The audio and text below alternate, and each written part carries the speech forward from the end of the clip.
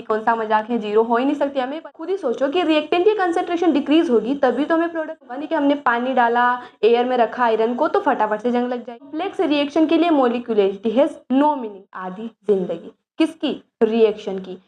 Hello friends, welcome back to my YouTube channel. इस video में हम पढ़ने वाले हैं केमिस्ट्री का chapter number 3, chemical kinetics in one shot. बहुत ही छोटा सा इजी टॉपिक है, इजी चैप्टर है। सारे ही इंपॉर्टेंट टॉपिक्स हम इस वीडियो में कवर करने वाले हैं और इस तरह से कवर करेंगे कि एग्जाम तक हमें दोबारा चैप्टर को पढ़ना ना पड़े। क्वेश्चन प्रैक्टिस हम जरूर करेंगे नेक्स्ट वीडियो में। तो चलिए फटाफट से वीडियो स्टार्ट करते हैं। चैप्टर का नाम है हमारा केमिकल काइनेटिक्स। तो इसका मतलब क्या होता है? सबसे पहली बात, केमिकल का मतलब केमिकल रिएक्शंस के बारे में हम इसमें पढ़ने वाले हैं। काइनेटिक्स जो वर्ड है वो ग्रीक वर्ड काइनेसिस से बना है, जिसका मतलब होता है मूवमेंट, यानी कि इसमें केमिकल रिएक्शंस के मूवमेंट के बारे में हम पढ़ेंगे। अभी तक हमने केमिकल रिएक्शन के मूवमेंट के बारे में किस तरह से पढ़ा, जैसे कि कुछ रिएक्शन फास्ट होती हैं, कुछ स्लो होती हैं, कुछ मॉडरेट होती हैं। फास्ट रिएक्शन जैसे कि आयोनिक रिएक्शंस होगी, केटायन एनायन फटाफट से हमें मिल जाएंगे, ब्रेक हो जाएंगे।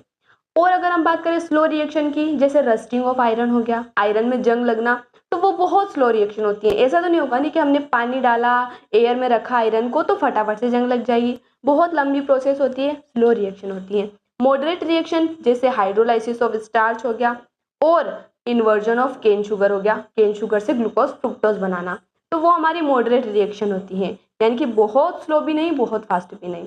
लेकिन अभी जो हम इस चैप्टर में पढ़ने वाले हैं वो कुछ यूनिक है। यूनिक कैसे? हम यहाँ पर पढ़ेंगे रेट ऑफ रिएक्शंस के बारे में, यानी कि टाइम के रेस्पेक्ट में किस तरह से उसकी कंसंट्रेशन चेंज हो रही है।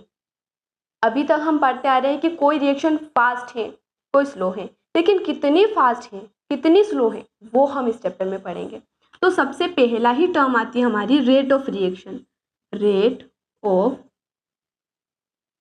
रिएक्शन, तो जैसे कि हमारी कोई रिएक्शन है, रिएक्टेंट से हमें मिल रहा है प्रोडक्ट, तो रेट ऑफ रिएक्शन कैसे निकालेंगे हम?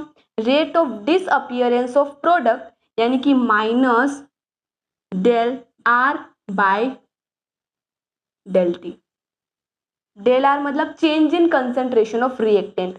माइनस साइन ये इंडिकेट करता है कि जो रिएक्टेंट की कंसंट्रेशन है वो डिक्रीज हो रही है। भाई आप खुद ही सोचो कि रिएक्टेंट की कंसंट्रेशन डिक्रीज होगी तभी तो हमें प्रोडक्ट मिलेगा, तभी तो प्रोडक्ट की कंसंट्रेशन इंक्रीज होगी। और माइनस साइन की वजह से एक और फायदा हमें मिलेगा कि जो रेट ऑफ रिएक्शन होगी कंसंट्रेशन में डिक्रीज होगा, यानी कि माइनस साइन हमें अंदर भी मिलेगा, तो माइनस माइनस प्लस हो जाएंगे, यानी कि रेट हमारी नेगेटिव में नहीं जाएगी। ठीक है गाइस। और हमारा जो प्रोडक्ट है उसका क्या हो रहा है? अपीयरेंस हो रहा है, तो इसमें माइनस नहीं आएगा। Rate of appearance of product divided by T, यानी कि change in concentration of product divided by change in time. अगर यहाँ पर स्टोकियोमेट्रिक कोफिशिएंट लगा हुआ हो, और हाँ एक बात और कि ये रेट जो होती हैं आपस में इक्वल होती हैं। अगर हमें रेट ऑफ रिएक्शन फाइंड करने के लिए बोला गया है, रिएक्टेंट के कंसंट्रेशन में चेंज दे रखा है, टाइम भी दे रखा है, तो ये इससे भी हम फाइंड कर सकते हैं। लेकिन प्रोडक्ट की कंसंट्रेशन दे रखी है तो ये हम फाइंड कर सकते हैं, दोनों ही इक्वल होगी, आपस में रेट्स इक्वल होती है। हम बात करते हैं स्टोकियोमेट्रिक कोफिशिएंट की, जैसे कि 2R, जैसे होता है ना guys, 2 moles of hydrogen iodide converted into H2 plus I2। तो ये जो 2 होता है ये होता है स्टोकियोमेट्रिक कोफिशिएंट। अगर हमें अब रेट निकालनी है, पहले हमारे पास केवल R था, कोई स्टोकियोमेट्रिक रेशियो नहीं था, कोफिशिएंट नहीं था, तो हमने इस तरह से रेट निकाल ली। लेकिन अगर हमारे पास स्टोकियोमेट्रिक कोफिशिएंट आ गया तो अब रेट क्या हो जाएगी? Minus del R by del T, और स्टोकियोमेट्रिक कोफिशिएंट से इस रेट को हम डिवाइड कर देंगे, इनटू 1/2 कर देंगे। अगर प्रोडक्ट यहाँ पर मान लीजिए 3 लगा हुआ है इसका स्टोकियोमेट्रिक रेशियो, तो हम क्या करेंगे यहाँ पर del P by del T, और इसको 3 से हम डिवाइड कर देंगे। तो इस तरह से हमारी क्या निकल जाएगी? रेट ऑफ रिएक्शन निकल जाएगी। यूनिट की अगर हम बात करें तो कंसंट्रेशन की यूनिट क्या होती है? मोल लीटर इनवर्स, यानी कि मोल पर लीटर। टाइम की यूनिट होती है सेकेंड, ऊपर जाएगा तो सेकेंड इनवर्स। तो ये हो गई हमारी unit of rate of reaction. अब इसके बाद एक इंपॉर्टेंट लॉ आता है जो हमें बताता है कंसंट्रेशन और रेट के बीच में रिलेशन, क्योंकि जो हमारी रेट है कहीं ना कहीं उसकी कंसंट्रेशन में चेंज की वजह से रेट पर अफेक्ट पड़ेगा। जो हमारे रिएक्टेंट है उसके कंसंट्रेशन से रेट पर अफेक्ट पड़ेगा। कैसे पड़ेगा? तो हमारा आता है रेट लॉ, जिसे हम रेट एक्सप्रेशन भी कहते हैं। तो ये एक रिप्रेजेंटेशन है रेट ऑफ रिएक्शन का in terms of concentration of reactant. तो जनरली क्या होता है, जब हम कंसंट्रेशन इंक्रीज करते हैं रिएक्टेंट की तो रेट ऑफ रिएक्शन भी इंक्रीज होती है। फॉर एग्जाम्पल, ये हमारी कोई रिएक्शन है, ए बी हमारे रिएक्टेंट है, सी डी हमारे प्रोडक्ट है, और ये जो स्मॉल लेटर्स आपको दिख रहे हैं ये हमारे क्या है, स्टोइकियोमेट्रिक कोफिशिएंट्स है। अब अकॉर्डिंग टू रेट लॉ हम लिख सकते हैं कि जो रेट ऑफ रिएक्शन होगी वो डायरेक्टली प्रोपोर्शनल होगी कंसंट्रेशन ऑफ रिएक्टेंट्स के, यानी कि ए और बी के। रिएक्टेंट की बात हो रही है, यहाँ पर प्रोडक्ट की बात नहीं हो रही है, ये बात आप जरूर ध्यान रखिए। अब यहाँ पर एक्स और बी की कुछ पावर लगेगी जो होती है एक्स, ए और बी की पावर लगेगी जो होती है एक्स एंड वाई। अब यहाँ पर क्लियरली हमें दिख रहा है ये एक्स और वाई जो है ये स्टोइकियोमेट्रिक कोफिशिएंट तो नहीं है, तो फिर ये है क्या? तो एक्स और वाई को जब हम ऐड करते हैं तो हमें मिलता है ऑर्डर ऑफ रिएक्शन। अब ऑर्डर ऑफ रिएक्शन क्या होता है? ऑर्डर ऑफ रिएक्शन हमें बताता है how sensitive the rate is to change the concentration of reactants. यानी कि सेंसिटिविटी का मतलब क्या होता है कि जैसे गैल्वेनोमीटर हमने पढ़ा फिजिक्स में, गैल्वेनोमीटर की सेंसिटिविटी का मतलब है कि छोटे छोटे करंट आने पर भी वो किस तरह से डिफ्लेक्शन शो करता है। ज़्यादा डिफ्लेक्शन शो करेगा छोटे से करंट पर भी तो वो क्या है, ज़्यादा सेंसिटिव है। तो इसी तरह से अगर हम रिएक्टेंट के कंसंट्रेशन में कुछ चेंज कर रहे हैं तो इस पर क्या इफेक्ट पड़ रहा है, वही होता है हमारा order of reaction. Order of reaction 0 हो सकता है, 1 हो सकता है, 2, 3 कुछ भी हो सकता है, फ्रैक्शन भी हो सकता है, पॉइंट में भी हो सकता है। ठीक है गाइस, अब यहाँ पर हमारा जो प्रोपोर्शनलिटी का साइन हटेगा तो रेट हमें मिलेगी के ए की पावर एक्स बी की पावर वाई। के क्या है यहाँ पर, के हमारा है रेट कांस्टेंट, रेट कांस्टेंट। एक और बात हमें ध्यान रखनी है कि जो ऑर्डर ऑफ रिएक्शन होता है वो हम डायरेक्टली देख के पता नहीं लगा सकते, उसको केवल एक्सपेरिमेंटली डिटरमाइन किया जा सकता है। लेकिन एक और तरीका है जिससे हम फाइंड कर सकते हैं, वो है यूनिट ऑफ के। के की यूनिट देखकर भी हम पता लगा सकते हैं कि कौन सा ऑर्डर ऑफ रिएक्शन होगा। जैसे कि अगर हमारा जीरो ऑर्डर रिएक्शन है, जीरो ऑर्डर रिएक्शन है तो इसका मतलब है कि रेट इक्वल है हमारा के, और जो हमारा रिएक्टेंट है उसकी कंसंट्रेशन, उसकी पावर क्या है, 0 है, क्योंकि अगर बी की पावर भी 0 है तो 0 + 0 क्या हो जाएगा, 1 हो जाएगा। तो यहाँ पर रिएक्टेंट की जो कंसंट्रेशन है उनकी पावर 0 है, क्योंकि 0 + 0 0 होता है, और हमारा ऑर्डर भी कौन सा है, 0 ऑर्डर रिएक्शन है। अब यहाँ पर ये दोनों की पावर 0 है, यानी कि ये तो हमारे 1 के इक्वल हो जाएंगे। तो यहाँ से के की जो यूनिट निकलेगी वो क्या निकलेगी, जो रेट ऑफ रिएक्शन की यूनिट होती है, और रेट ऑफ रिएक्शन की यूनिट होती है mole litre inverse second inverse. तो अगर हमें दे रखा है कि रेट कांस्टेंट की unit mole litre inverse second inverse है तो हम डायरेक्टली बता देंगे कि जो हमारा ऑर्डर है वो कौन सा है, 0 ऑर्डर है। अगर हम बात करें फर्स्ट ऑर्डर की तो अब हमारा रेट जो होगी वो इक्वल हो जाएगी के, और एक रिएक्टेंट की पावर तो 1 होगी और एक की पावर 0 होगी, क्योंकि 1 + 0 1 होता है, और हमने पढ़ा कि x + y order of reaction होता है, तो यहाँ पर फर्स्ट ऑर्डर रिएक्शन हो जाएगा। अब ये तो हमारा 1 हो जाएगा, लेकिन ये जो होगा ये k की यूनिट निकालने के लिए इसकी यूनिट और इसकी यूनिट को डिवाइड कर देंगे। जैसे कि रेट की यूनिट क्या होती है, mole litre inverse second inverse, divided by concentration की यूनिट क्या होती है, मोल पर लीटर, यानी कि मोल लीटर इनवर्स। तो ये हमारा कैंसिल हो जाएगा, तो यहाँ से के की यूनिट हमें मिलेगी सेकेंड इनवर्स। तो अगर ये यूनिट है तो हमें पता चल जाएगा कि जो हमारा ऑर्डर ऑफ रिएक्शन है वो फर्स्ट ऑर्डर है। ऐसे अगर हम बात करें सेकेंड ऑर्डर की तो यहाँ पर इसकी पावर भी 1 रहेगी, दोनों की यूनिट डिवाइड में जाएगी, तो हमें क्या मिल जाएगा, एक तो हमारा कैंसिल हो जाएगा और हमें मिलेगा मोल लीटर इनवर्स, एक हमारा बच जाएगा, ये ऊपर जाएगा तो mole inverse litre second inverse. अगर ये हमारी के की यूनिट है तो सेकेंड ऑर्डर रिएक्शन होगा। ठीक है गाइस, मेनली हमें तीनों ऑर्डर के बारे में ही ज़्यादातर याद रखना है। ठीक है गाइस, अब एक चीज़ और हम समझ लेते हैं कि एलिमेंट्री और कॉम्प्लेक्स रिएक्शन क्या होती है। आई होप आप सभी को पता होगा, कमेंट में ज़रूर बता दीजिए जल्दी से। एलिमेंट्री रिएक्शन ऐसी रिएक्शन होती है जो एक ही स्टेप में कंप्लीट हो जाती हैं, और अगर हम बात करें कॉम्प्लेक्स रिएक्शन की, तो जैसा नाम से हमें पता चल रहा है बहुत ज़्यादा कॉम्प्लेक्स होंगी, एक ही स्टेप में कंप्लीट नहीं होंगी। अगर बहुत सारी एलिमेंट्री रिएक्शन हो रही है उसके बाद हमारी रिएक्शन कंप्लीट हो रही है तो उसे हम कहेंगे complex reaction. Molecularity of reaction का सीधा मतलब होता है कि number of reacting species participating in the reaction which must collide to form the product. यानी कि जितनी भी नंबर ऑफ रिएक्टिंग स्पीसीज हैं केमिकल रिएक्शन में जो पार्टिसिपेट कर रही हैं वही क्या होगी, हमारी मोलिकुलरिटी ऑफ रिएक्शन होगी। और ऑब्वियसली वो जो रिएक्टेंट मोलिक्यूल्स हैं वो आपस में कोलाइड करेंगे जिससे हमें प्रोडक्ट मिलेगा। तो मोलिकुलरिटी, अगर हमारे पास एक रिएक्टिंग स्पीसीज है तो हम कह देंगे कि ये कौन सी रिएक्शन है, यूनिमोलिकुलर रिएक्शन है। फॉर एग्जांपल अगर हमारे पास क्या है CO2 है तो वो कार्बन प्लस ऑक्सीजन में ब्रेक हो जाएगा। तो यहाँ पर रिएक्टिंग स्पीसीज केवल क्या है, 1 है, तो इसे हम कहेंगे यूनिमोलिकुलर रिएक्शन। अगर हम बात करें हमारे पास 2 मोल्स ऑफ हाइड्रोजन आयोडाइड है जो H2 और I2 में ब्रेक हो रहे हैं, तो यहाँ पर 2 हाइड्रोजन आयोडाइड यानी कि 2 रिएक्टिंग स्पीसीज हैं जो कोलाइड करके प्रोडक्ट बना रही हैं। तो इसका मतलब ये कौन सा हो गया, बाइमोलिकुलर रिएक्शन। और अगर हम बात करें ट्राइमोलिकुलर यानी कि जिसमें 3 रिएक्टिंग स्पीसीज होगी, तो जैसे कि 2 moles of NO plus oxygen हमारा रिएक्ट कर रहा है तो हमें क्या मिलेगा, 2 मोल्स ऑफ NO2 मिलेगा। अब यहाँ पर 2 मोल्स ऑफ NO है, 1 मोल ऑक्सीजन का है, तो 3 मोल्स हो गए, 3 रिएक्टिंग स्पीसीज हो गई जो कोलाइड करके प्रोडक्ट बना रही है। तो ये कौन सा मोलिकुलर रिएक्शन हो जाएगी, ट्राइमोलिकुलर रिएक्शन। अब ये जो रिएक्शन है एलिमेंट्री रिएक्शन है सब। कॉम्प्लेक्स रिएक्शन के लिए मोलिकुलरिटी हैज नो मीनिंग, यानी कि कॉम्प्लेक्स रिएक्शन की मोलिकुलरिटी हम नहीं फाइंड कर सकते। और अगर हमें फाइंड करनी है मोलिकुलरिटी तो उसमें मोलिकुलरिटी सबसे स्लोवेस्ट स्टेप के द्वारा डिटरमाइन की जाएगी।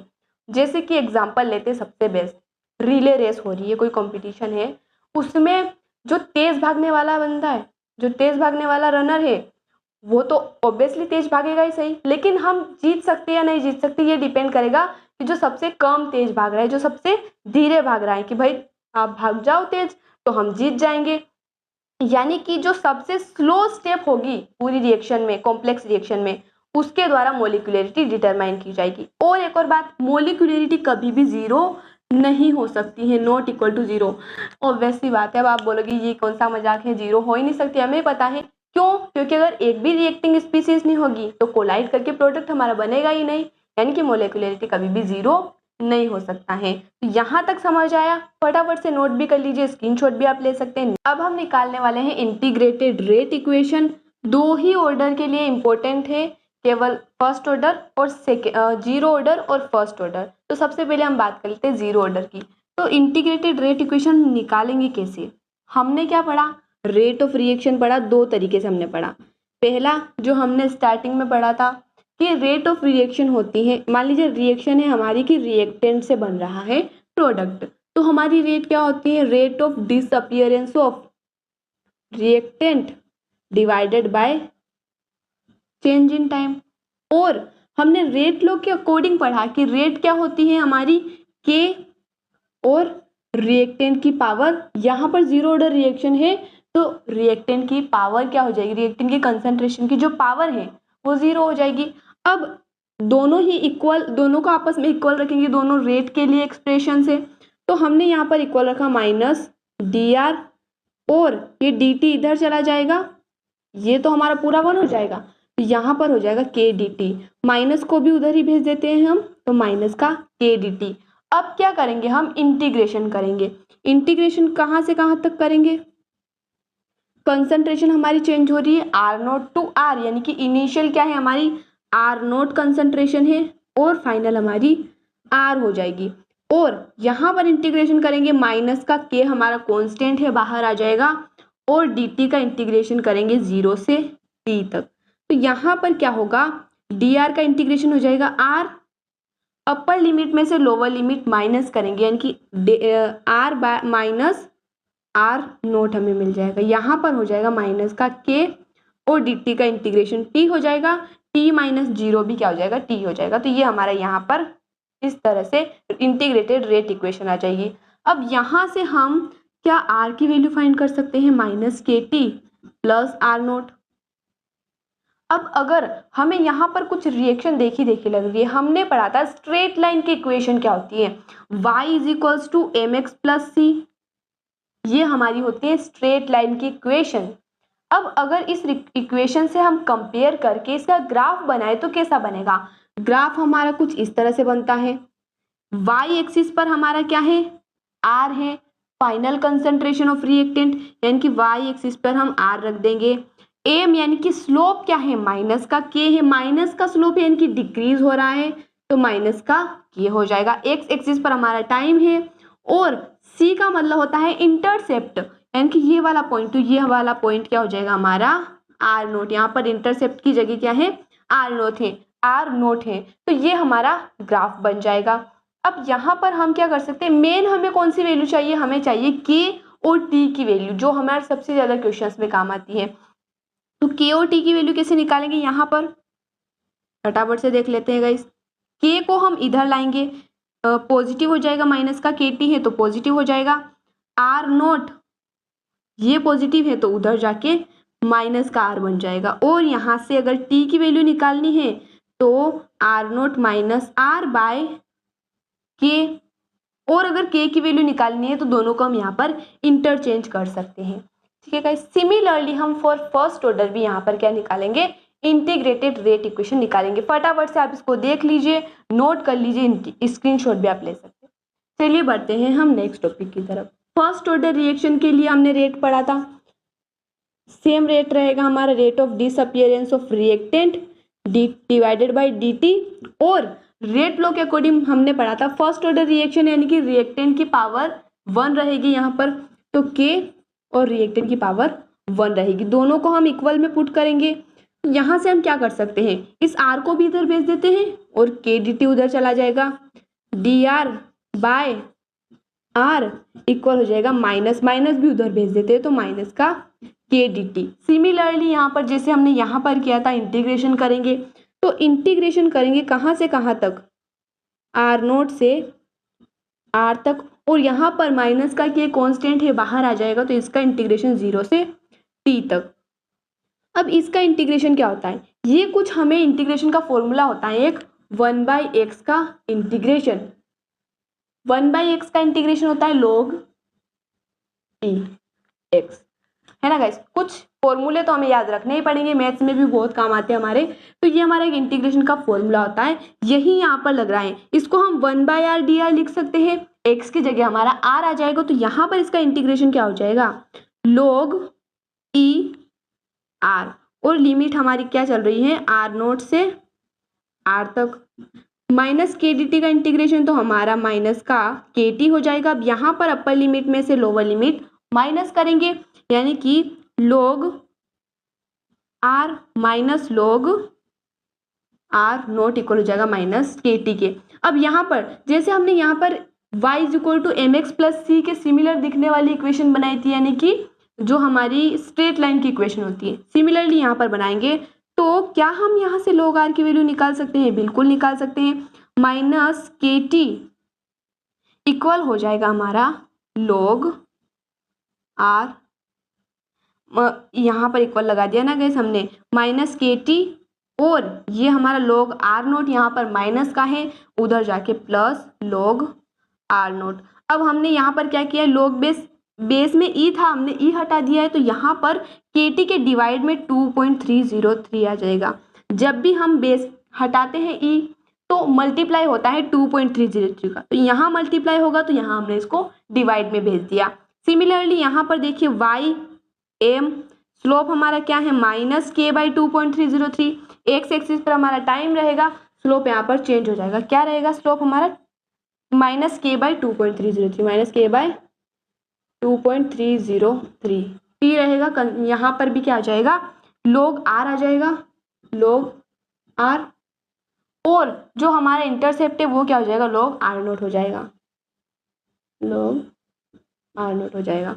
अब यहाँ पर भी हम क्या करेंगे, t की वैल्यू निकालेंगे, क्योंकि इसके बाद हमें जो डेरिवेशन करनी है हाफ लाइफ ऑफ रिएक्शन, उसमें हमें ये जो टाइम है उसकी वैल्यू बहुत इंपॉर्टेंट है, याद रखना। तो यहाँ से हम टाइम की वैल्यू कैसे निकालेंगे, ये जो माइनस का KT है इसको इधर भेज देते हैं, प्लस का हो जाएगा KT/2.303 और log R0, ये प्लस का log R है, उधर जाएगा तो माइनस का log R। ओके गाइस, अब यहाँ से हम क्या करेंगे, केवल t की वैल्यू चाहिए हमें, केवल t की वैल्यू चाहिए, तो इस पूरी को इधर भेजेंगे, यानी कि 2.303 डिवाइडेड बाई k उल्टा हो जाएगा, इक्वल के उधर भेजेंगे तो। और हमें पता है log m minus log n का फॉर्मूला क्या होता है, इसको हम क्या लिख सकते हैं, log m/n, तो mn, तो यहाँ पर लिखेंगे log R0/r। ये हमारी इक्वेशन आ गई t टाइम की इक्वेशन, किसके लिए, फर्स्ट ऑर्डर रिएक्शन के लिए, और जीरो ऑर्डर रिएक्शन के लिए ये हमारी टाइम की इक्वेशन आ गई। तो अब हम निकालने वाले हैं half life of reaction. Half life का मतलब क्या होता है देख लेते हैं, ऐसा नाम से पता चला ये कौन सा मजाक है, जीरो हो ही नहीं सकती, हमें पता है आधी जिंदगी, किसकी, रिएक्शन की, यानी कि रिएक्टेंट की कंसंट्रेशन को आधी होने में जितना टाइम लगेगा वही क्या होता है, हाफ लाइफ ऑफ रिएक्शन, जिसे हम डिनोट करते हैं T1/2 से। अब हाफ लाइफ कैसे होती है, रिएक्टेंट की कंसंट्रेशन आधी कैसे हो जाएगी, मान लीजिए R0 हमारे पास है, कंसंट्रेशन उसकी 10 मोलर है। अब फाइनल कंसंट्रेशन जो है वो इनिशियल की आधी हो जाएगी, यानी कि R0/2, 10/2 कितना होता है 5। तो इस रिएक्शन में यानी कि R0 को आधी होने में जितना टाइम लगा है वही हम फाइंड करने वाले हैं। तो फॉर फर्स्ट ऑर्डर रिएक्शन सबसे पहले हम फाइंड करेंगे, हमने अभी यहाँ पर इंटीग्रेटेड रेट इक्वेशन में निकाला था कि जो हमारा जीरो ऑर्डर के लिए टाइम की वैल्यू होती है वो होती है R0 minus R divided by K। अब अगर हम T1/2 यानी कि हाफ लाइफ निकालें तो इसका मतलब है कि जो फाइनल कंसंट्रेशन है वो इनिशियल की आधी हो जाएगी, यानी कि R0 माइनस इस R को अपन R0/2 लिखेंगे डिवाइडेड बाय K। अब इसको सॉल्व करेंगे, 2R0 माइनस R0 यानी कि R0/2K, तो ये हमें मिल जाएगा, ब्रैकेट लगा लेते हैं गाइस क्योंकि कंसंट्रेशन है तो ब्रैकेट लगाना बहुत जरूरी है। तो ये हमें मिल गया half life for zero order reaction. Similarly अगर हम बात करें फर्स्ट ऑर्डर रिएक्शन के लिए, तो एक बार इसको फटाफट से देख लीजिए। फर्स्ट ऑर्डर रिएक्शन के लिए हमारे पास टाइम की इक्वेशन क्या आई थी, 2.303/K log R0/R। यहाँ पर भी सिमिलरली जो फाइनल कंसंट्रेशन है वो R0/2 हो जाएगी, इनिशियल की आधी हो जाएगी, तो T1/2 इक्वल हो जाएगा 2.303/K log R0/2। इसकी जगह हमने R0/2 लिख दिया। अब यहाँ पर क्या होगा, ये 2 ऊपर चला जाएगा तो 2R0/R0 हो जाएगा, ये हमारे कैंसिल हो जाएंगे तो log 2 हमें मिल जाएगा केवल। तो यहाँ पर 2.303/K log 2। अब log 2 की वैल्यू होती है, log 2 की वैल्यू होती है 0.301। तो यहाँ पर पुट करेंगे 2.303 इंटू 0.301/K। तो यहाँ पर हमें इक्वेशन क्या मिलेगी, 0.693/K। यही क्या होती है, हमारी इक्वेशन होती है हाफ लाइफ की for first order reaction. Zero order reaction, first order reaction के लिए हमने इंटीग्रेटेड रेट इक्वेशन पढ़ ली, हाफ लाइफ ऑफ रिएक्शन पढ़ ली। तो आई होप यहाँ तक आपको समझ में आ चुका होगा। नेक्स्ट टॉपिक आता है हमारा सूडो फर्स्ट ऑर्डर रिएक्शन। तो ये एक ऐसी रिएक्शन होती है जो हमें दिखने में तो एक फर्स्ट ऑर्डर रिएक्शन लगती है, लेकिन एक्चुअली में वो एक हायर ऑर्डर रिएक्शन है। अब वो एक्चुअली में हायर ऑर्डर है, दिखने में फर्स्ट ऑर्डर लग रही है, तो ना ही हम उसे कंप्लीटली फर्स्ट ऑर्डर कह रहे हैं, ना ही फर्स्ट कंप्लीटली सेकेंड ऑर्डर कह रहे हैं।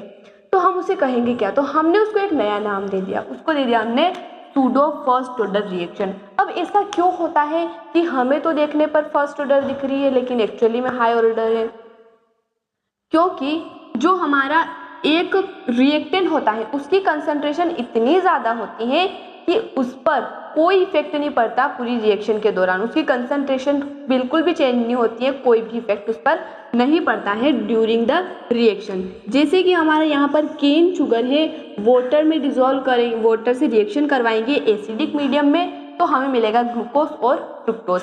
ये हमारी एक सूडो फर्स्ट ऑर्डर रिएक्शन है, यानी कि इसकी रेट क्या होगी, के हमारा रेट कांस्टेंट है और कंसंट्रेशन केवल इसकी चेंज हो रही है केन शुगर की। वाटर हमने इतना ज़्यादा लिया है कि उसके कंसंट्रेशन पर कोई इफेक्ट ही नहीं पड़ रहा है, तो ये हमारी क्या होती है, सूडो फर्स्ट ऑर्डर रिएक्शन होती है। अभी तक हमने क्या पढ़ा कि जो हमारा कंसंट्रेशन हम बढ़ाएंगे अगर रिएक्शन की रिएक्टेंट्स की, तो रेट ऑफ रिएक्शन बढ़ेगी। अब हम पढ़ने वाले हैं कि टेम्परेचर बढ़ाएंगे तो क्या इफेक्ट पड़ेगा रेट पर, और कैटलिस्ट की प्रेजेंट में रेट ऑफ रिएक्शन पर क्या इफेक्ट पड़ेगा। दो टॉपिक बचे हैं, लास्ट टॉपिक है, बहुत ही इजी टॉपिक है, चलिए फटाफट से देख लेते हैं। अब हमें पढ़ना है temperature dependence of rate of reaction. तो जनरली अगर हम सोचें नॉर्मल लाइफ में भी अगर हम देखें तो टेम्परेचर बढ़ने पर रेट ऑफ रिएक्शन बढ़ती है।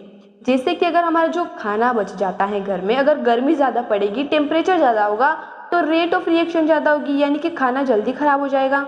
वो भी तो क्या है, एक रिएक्शन ही है, लेकिन जब हम उसे फ्रिज में रख देते हैं तो हम उसे थोड़े ज़्यादा समय के लिए स्टोर कर सकते हैं, क्योंकि टेम्परेचर कम हो गया यानी कि रेट ऑफ रिएक्शन भी कम हो गई।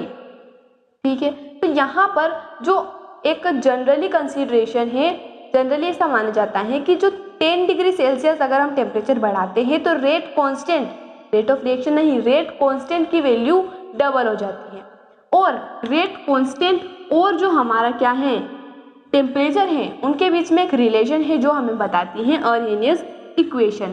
क्या है रिलेशन, K इक्वल होगा A e की पावर माइनस EA/RT, जहाँ पर A हमारा एरिया नहीं है गाइस, ऑब्वियसली कांस्टेंट है जिसे हम कहते हैं अर्हेनियस फैक्टर, E हमारा फ्रैक्शन ऑफ मॉलिक्यूल्स है, जो EA है वो हमारा एक्टिवेशन एनर्जी है। अब ये एक्टिवेशन एनर्जी क्या होता है, रिएक्शन को स्टार्ट करने के लिए जितनी एनर्जी की रिक्वायरमेंट है वो होता है हमारा रेट ऑफ एक्टिवेशन एनर्जी। जैसे कि कोई रिएक्टेंट मॉलिक्यूल्स हैं, कोलाइड करेंगे तभी क्या होगा, फॉर्मेशन होगा प्रोडक्ट का। तो मान लीजिए हमारी एनर्जी है थ्रेशोल्ड एनर्जी, जिसे हम कहते हैं थ्रेशोल्ड एनर्जी। थ्रेशोल्ड एनर्जी ऐसी एनर्जी होती है जो फिक्स्ड है कि इतनी एनर्जी अगर होगी तो ही हमारा प्रोडक्ट बनेगा। मान लीजिए थ्रेशोल्ड एनर्जी है 20 जूल, हमारे जो रिएक्टेंट मॉलिक्यूल्स हैं उनके पास केवल 5 जूल एनर्जी है। कितनी है, 5 जूल एनर्जी है। अब ये हमारी थ्रेशोल्ड एनर्जी हो गई। ये जो इनके पास है रिएक्टेंट मॉलिक्यूल्स के साथ, वो हमारी इनिशियल एनर्जी हो गई। और जितनी एनर्जी की और रिक्वायरमेंट है, जैसे कि 20 जूल पर रिएक्शन हो जाएगी, 5 जूल हमारे पास है, यानी कि 15 जूल और रिक्वायर्ड है, तो वो क्या हो जाएगी, हमारी एक्टिवेशन एनर्जी हो जाएगी। ठीक है गाइस, अब यहाँ पर एक्टिवेशन एनर्जी को एक और तरीके से हम समझ सकते हैं कि अनस्टेबल, जो हमारा अनस्टेबल इंटरमीडिएट होता है, उसे बनने के लिए जितनी एनर्जी चाहिए। अब ये अनस्टेबल क्या होता है, जैसे हमारे पास H2 प्लस I2 है, तो वो डायरेक्टली 2 मोल्स ऑफ HI में कन्वर्ट नहीं होगा। सबसे पहले तो एक अनस्टेबल इंटरमीडिएट बनेगा, जैसे कि हमारा जो H2I2 है वो सबसे पहले इस तरह से इंटरमीडिएट बनाएंगे। और जैसा हमने कहा कि इंटरमीडिएट अनस्टेबल होता है तो ये ब्रेक हो जाता है और 2 मोल्स ऑफ हाइड्रोजन आयोडाइड में कन्वर्ट हो जाता है। तो ये इंटरमीडिएट बनाने के लिए जितने एनर्जी की रिक्वायरमेंट है वही क्या हो जाएगा, हमारा एक्टिवेशन एनर्जी हो जाएगा। इसके बाद इफेक्ट ऑफ कैटलिस्ट। कैटलिस्ट क्या करता है, रेट ऑफ रिएक्शन को इंक्रीज करता है। भाई कैटलिस्ट बहुत अच्छा इंसान है। कैटलिस्ट कहता है कि मैं खुद रिएक्शन में इन्वॉल्व नहीं होऊंगा, लेकिन रिएक्शन की रेट जरूर बढ़ा दूंगा। खुद भी इन्वॉल्व नहीं होगा, इक्विलिब्रियम को भी चेंज नहीं करेगा और गिव्स एनर्जी को भी चेंज नहीं करेगा। और तो और ये क्या होता है, टेम्परेरी बॉन्ड बना लेता है रिएक्टेंट मॉलिक्यूल्स के साथ, जिससे एक्टिवेशन एनर्जी कम हो जाती है, यानी कि रेट ऑफ रिएक्शन बढ़ जाएगी। अब आप सोच रहे होंगे कि रेट ऑफ रिएक्शन डिक्रीज भी तो कर सकता है। नहीं, जो रेट ऑफ रिएक्शन को रिड्यूस करेगा, डिक्रीज करेगा, उसे हम इनहिबिटर कहते हैं। ठीक है, अब नेक्स्ट आता है हमारा कोलिजन थ्योरी। कोलिजन थ्योरी कहता है कि जो रिएक्टेंट मॉलिक्यूल्स हैं वो हार्ड स्फीयर्स हैं जो आपस में कोलाइड करेंगे और उनके कोलिजन से प्रोडक्ट बनेगा, इनकी रिएक्शन हो जाएगी। दो इंपॉर्टेंट टर्म्स आती है हमारे पास, कोलिजन फ्रीक्वेंसी जिसे हम Z से डिनोट करते हैं और स्टेरिक फैक्टर जिसे हम प्रोबेबिलिटी भी कहते हैं, P से डिनोट करते हैं। कोलिजन फ्रीक्वेंसी होता है नंबर ऑफ कोलिजन्स पर सेकेंड पर यूनिट वॉल्यूम, यानी कि हम अगर हमारे पास A प्लस B है, जो हमारा क्या बन रहा है, यहाँ पर प्रोडक्ट बन रहा है, तो रेट क्या हो जाएगी कोलिजन फ्रीक्वेंसी के टर्म्स में, Z AB की और E की power minus EA by RT। इसके बाद स्टेरिक फैक्टर की अगर हम बात करें तो बेसिकली हमें समझना होगा कि जो भी कोलिजन्स होते हैं, हर कोलिजन इफेक्टिव नहीं होता है। बहुत रेयर केसेस में होगा कि सारे ही जो रिएक्टेंट मॉलिक्यूल्स कोलाइड किए सारे ही इफेक्टिव कोलिजन हो गए और हमारा प्रोडक्ट बन गया। इफेक्टिव कोलिजन होने के लिए प्रॉपर ओरिएंटेशन होना जरूरी है और वो हमें बताता है स्टेरिक फैक्टर। अब स्टेरिक फैक्टर P की वैल्यू अगर 1 है तो इसका मतलब है कि सारे ही कोलिजन हमारे क्या हुए हैं, इफेक्टिव हुए हैं, जो कि बहुत रेयर केसेस में होता है। जनरली क्या होता है, सारे ही कोलिजन इफेक्टिव नहीं होते हैं, यानी कि P की वैल्यू लेस देन 1 होती है। तो उस केस में हम कहेंगे कि सारे ही कोलिजन इफेक्टिव नहीं है। इसके टर्म्स में अगर हम रेट ऑफ रिएक्शन को लिखेंगे तो यहाँ पर P का मल्टीप्लाई कर देंगे इस इक्वेशन में। ठीक है गाइस, तो आई होप आपको पूरा चैप्टर समझ आया होगा। एक बार फटाफट से देख लेते हैं हमने क्या पढ़ा। हमने सबसे पहले पढ़ा कि जो रेट ऑफ रिएक्शन है वो क्या होता है, rate of disappearance of reactant, और हम लिख सकते हैं rate of appearance of product. हमारी कंसंट्रेशन रिएक्टेंट की डिक्रीज होती है, प्रोडक्ट की इंक्रीज होती है। जो हमारी रेट ऑफ रिएक्शन है वो मेनली 3 चीज़ों पर डिपेंड करती है। कंसंट्रेशन बढ़ेगी तो रेट ऑफ रिएक्शन भी बढ़ेगी।